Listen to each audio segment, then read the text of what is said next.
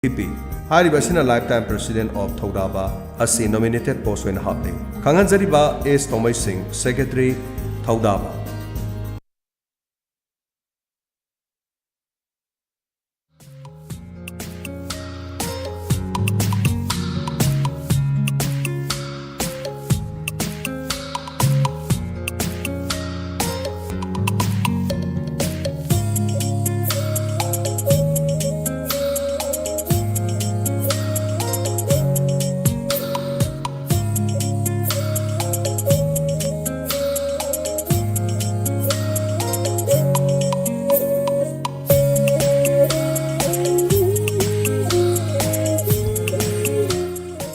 Thorongki makha tarakpod ang pudna laksari ngasigi Rashi Phal amadi Matam gi Wapham.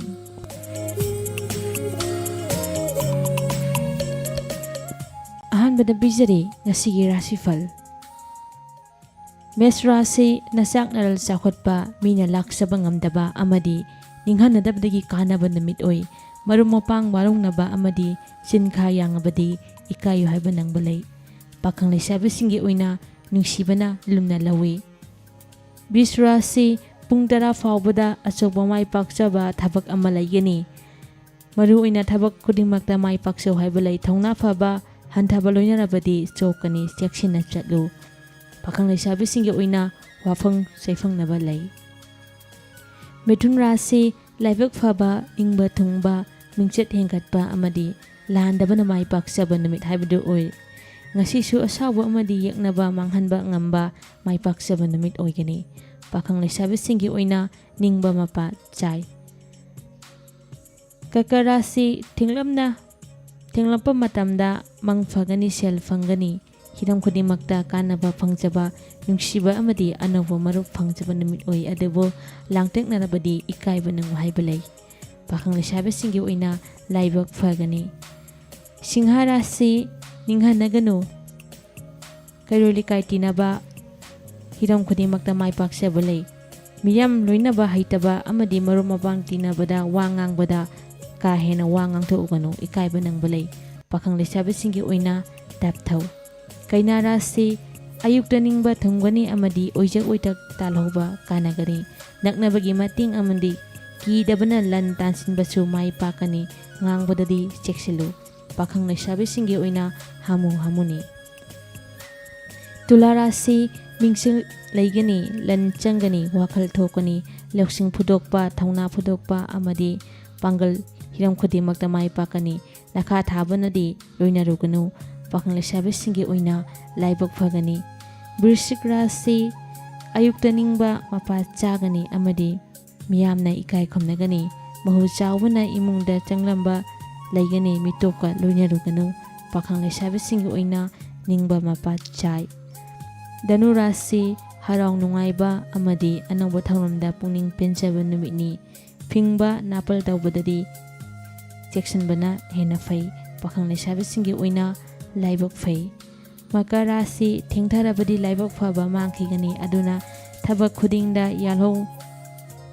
nganba haibasina kanaba fai chinda pawdanaba phingba amadi yeknaba khara thokani section chatlu pakhang leisabi singi oina pungning phathaba fai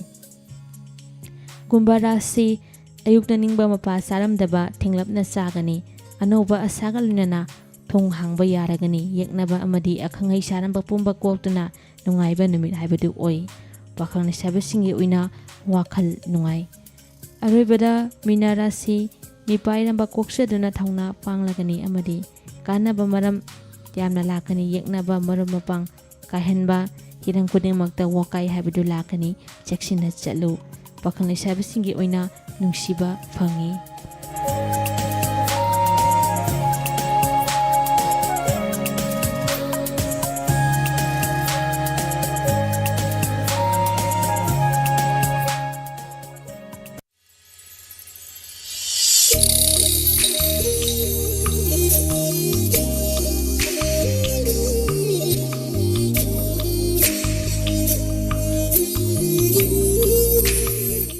Ngasige Matam gi Wapham da pudna laksari COVID-19 pandemic mayok nanaba laywa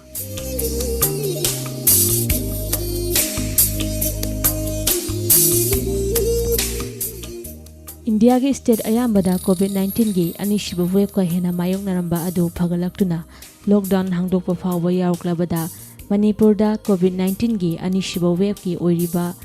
phibam asi nungnangningai oiri COVID-19 thar wave mayoknaba yabagi akiba poknaduna wave asi kamdongna thaidokba ngamgadagi natraga mayoknagadagi haibagi mari leinaba kok thadaba hongnakhre Manipur dadi mapan thonggi meeting dadi pandemic asi hekta overwhelm ngangbadongna ngangba sakpa tabadi yamna nungaiba ama oiri adubu COVID-19 na naba miyoi sing laingba chapchaba hidak letri adubu masidagi ngakthongnaba vaccine dose tika thadokpa hauduna chaliba sai asi manungda Manipur mipum khunimakta COVID-19 gi vaccine tika thadokani haina India lengangna koiraw lauri COVID vaccine tika thabagi thabak January tarik 13 tagi haukiduna June gi tarik 15 fawbada miyoi lak 5 yongna tika thaba ngambasina kamdongna pandam phangba ngamgadoyno haiba wahang amadi lakli adubu tika thaba khak natana COVID test tawbasu changsu pungning thaguningai oide haibasi mamang sahigi master tawba haurakhibasu chaliba tha asi 12 fawbada lak nipan gi lising humbu mari rom tamak tika thabagi record tawri oiriba fibem masida mathangi serol taruk natrag nipan gi manungda COVID ki tharwa mayoknagani haiba akang ai singi Wapham asi chumlakloi hainingai leite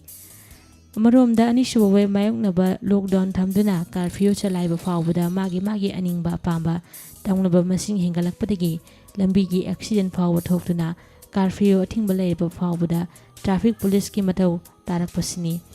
toina masak hongba coronavirus asina laina layung sandokpada kara hena khomang choksan ba asina yamna mi painingai oiba laina amadi oide covid ki anishuba we mayoknabada deba kaya sulaiba tamjaningai oiri state asida anishiba web lakpatigi anaba masing khain hingalakpa yauna misi minasu chang hingalakli mapan thonggi meeting dadi mifung khuding mangna covid appropriate behavior ngakna chatnaba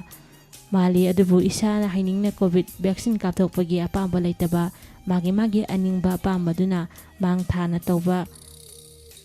honarakliba asisu kamdongna wakhal tahandage haibagi mechanism ama puthokpadi mathau tai akang ahi singna anishiba web laksinaba aduga thar web lahandanaba kari tawba tabadagi haibadu khangdokna tahoidaba thabak tawdaba haibasi covid appropriate behavior ngaktuna covid ki vaccine tika thadokpa asina pandemic asi laksinba ngamgani haiba lewa asi ngangna salabadi pandam asi phangba haibasi achumba lewa ani ngaktrabadi covid tha web sodina mayoknagani haibasi su akang ahi singna ngangnariba wafamni masini ngasigi pujarakliba matamgi Wapham